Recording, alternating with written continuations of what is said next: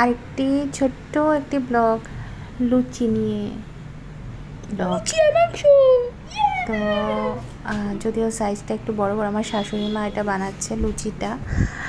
এরপরে আর কি এই গেল কড়াইতে ময়দার লুচি। আমি তেমন ভালোবাসি না, কিন্তু আমার হাজব্যান্ড খুব খেতে চাইছিল, তাই গতকাল রাত্রে আমাদের প্ল্যান। ছেলে খায়নি, ছেলেও পছন্দ করে না ময়দা, যেহেতু আমি ছেলেকে দিইও না।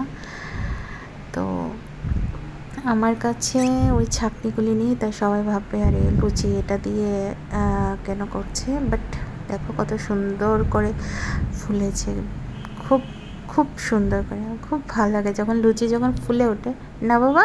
হ্যাঁ, খুব সুন্দর করে ফুলে ওঠে যখন, আমার খুবই দেখতে ভালো লাগে খুব। আমার হ্যাঁ, আরেকটা জিনিস ভালো লাগে, ফাটিয়ে দিতে সেটা ইচ্ছে। তোমাদের দেখাচ্ছি। দাঁড়াও, এটাকে আগে উল্টে পাল্টে নিক, তারপরে এটাকে আমি কি করি তোমরা দেখো। এখন হলো সেই টাইমটা, টুম টুম টুম টুম টুম টুম। হ্যাঁ, ফাটিয়ে এক্সপ্লোশন। হ্যাঁ, তো ফাটিয়ে দিয়েছি আমরা লুচিটাকে।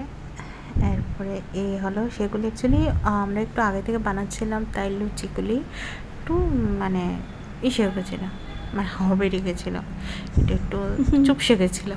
যাই হোক, খেতে দারুণ হয়েছে। চিকেন কষাটা সম্পূর্ণ আমি নিজে বানিয়েছিলাম, সঙ্গে ছিল চিকেন কষা। বুঝতেই পারছো আসলে ভিডিওটা নতুন নতুন করছি তো, তাই হয়তো বা সেরকম ভালো করে করতে পারছি না, আস্তে আস্তে শিখছি এই আর কি। তো চিকেন কষা আর লুচি ছিল, দেশি মুরগির কষা অ্যাকচুয়ালি। তো এটা কালকে নাইটে ডিনার ছিল। টাটা।